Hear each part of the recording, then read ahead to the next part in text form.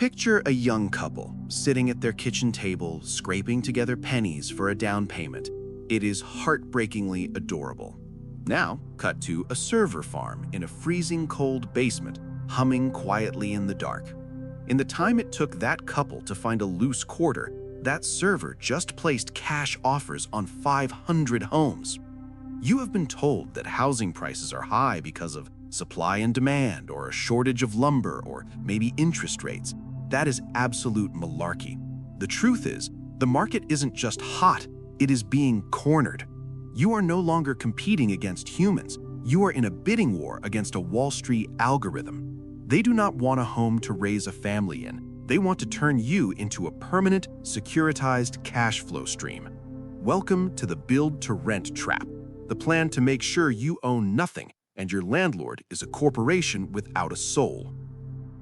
Let us look at the numbers, because math does not have feelings, and right now, the math is terrifying. Back in the year 2000, institutional investors owned less than 1% of single-family homes. Less than 1%. It was a statistical anomaly, a rounding error. Fast forward to the projections for the year 2030, and that number explodes to 40%. That is not just a market trend, that is a fundamental rewriting of the social contract. It is a hostile takeover of the entire neighborhood. So why the sudden obsession with your 3-bedroom ranch? Well, you can thank the financial crisis of 2008. While millions of families were packing their belongings into cardboard boxes, massive private equity firms like Blackstone saw the sale of the century. They swept in, bought thousands of foreclosed homes at rock-bottom prices, and realized they had stumbled upon a gold mine. But it goes deeper than just buying cheap houses. In the modern economic climate, cash is trash. Inflation burns it up. Bonds are paying peanuts. The stock market is a volatile casino. Big money needed a place to hide, a place that was safe, tangible, and profitable. Real estate is the ultimate real asset. It is a safety deposit box you can live inside. But here's the truly sinister part. It's about the yield, the monthly tribute you pay to live there.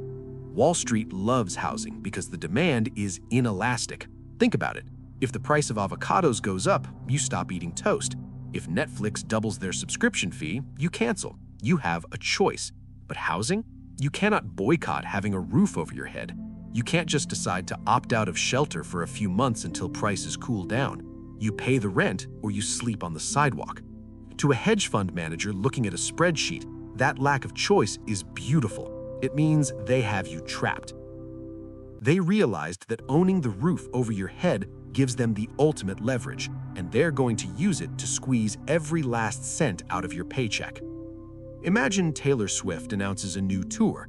You're sitting at your computer, credit card sweating in your hand, ready to click buy. But before your finger even twitches, the entire stadium is sold out, gone in milliseconds. Why? Because a bot network bought every single ticket. And then, instead of selling you a ticket for triple the price, the bot tells you that you can only rent the seat by the hour. That is exactly what the housing market has become. It is industrial-scale ticket scalping, but instead of a concert, it's your life. The private equity firms are the scalper bots. You show up to an open house with your hopeful smile, your bank pre-approval letter, and a heartfelt letter to the seller about raising your kids in that backyard. It is cute, really, but you are bringing a knife to a nuclear war. The hedge fund shows up with an all-cash offer. They waive the inspection. They do not care if the roof leaks. They close in 3 days. They win 100% of the time because cash is king, and you are just a liability waiting for a loan approval. But recently, they got tired of fighting you for scraps. Buying old houses one at a time is slow. So they invented a new game. It is called Build to Rent. This is a massive systemic shift. Drive through the suburbs and you might see a brand new neighborhood popping up. Fresh pavement, perfect lawns. But look closer. There are no for sale signs. Not one. Because that entire subdivision was sold to a corporation before the concrete was even poured. The American dream of owning a home in that neighborhood was dead on arrival. The gate to ownership was locked before you even knew it existed. You could live there, sure, but strictly as a tenant. You are simply a serf living on a manicured plantation.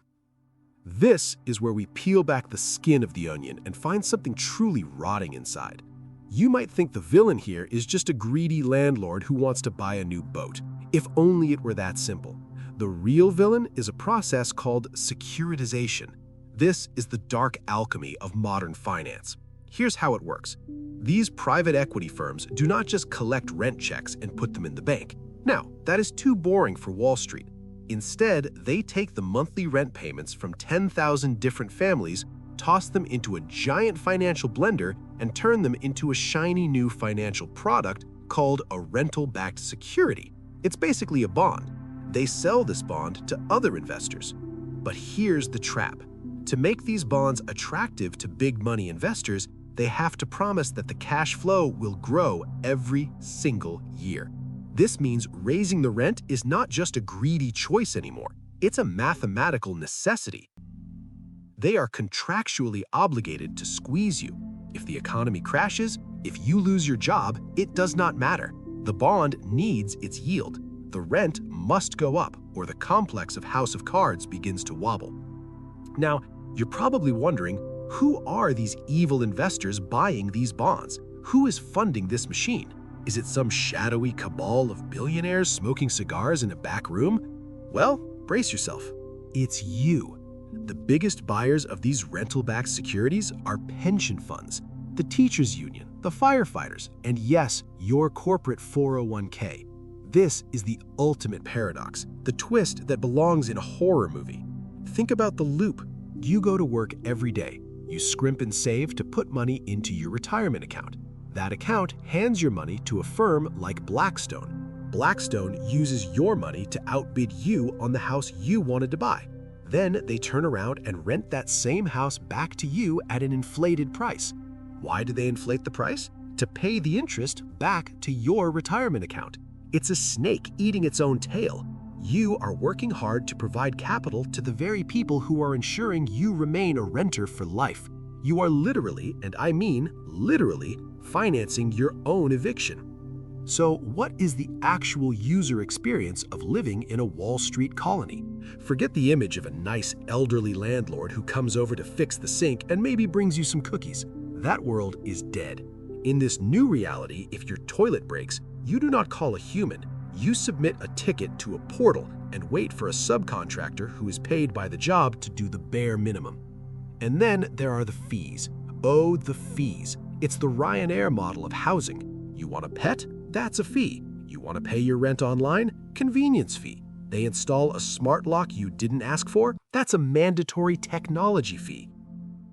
They are nickel and diming you to death inside your own living room. But the most dystopian part is how the rent is set.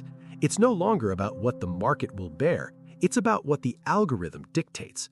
Tools like RealPage allow giant landlords to share private data and coordinate pricing. It's essentially price fixing, computerized collusion that allows them to drive rents up in perfect unison. You cannot negotiate with a landlord who is just following orders from a server. So, how do you survive in a game that is so clearly rigged? First, accept the hard truth. If you are trying to buy in a hot market, a major city where these firms are active, stop. You are swimming upstream in a river of money. Wall Street ate Phoenix and Atlanta for breakfast. Instead, look for the unsexy savior, the HOA. I know everyone hates homeowners associations, but right now, a strict HOA with a ban on rentals is the only thing standing between a neighborhood and a corporate takeover. You want to find a community run by people who are terrified of renters. You are looking for the neighborhood with the most restrictive covenants possible because that is the only force stubborn enough to keep BlackRock out. Or there is the cynical hedge. If you cannot beat them, and you probably cannot, then join them. Rent the cheapest apartment you can tolerate and take the money you were saving for a down payment and buy stock in the very REITs that are buying up the neighborhood. If they are going to extract wealth from your generation, you might as well get a small dividend check out of it. It is grim, but it is better than nothing. We like to tell ourselves that history is a straight line moving upwards towards progress, but it isn't. It is a circle, and if you look around, you will realize we have come full circle, right back to the Middle Ages. We are watching the birth of a new kind of feudalism.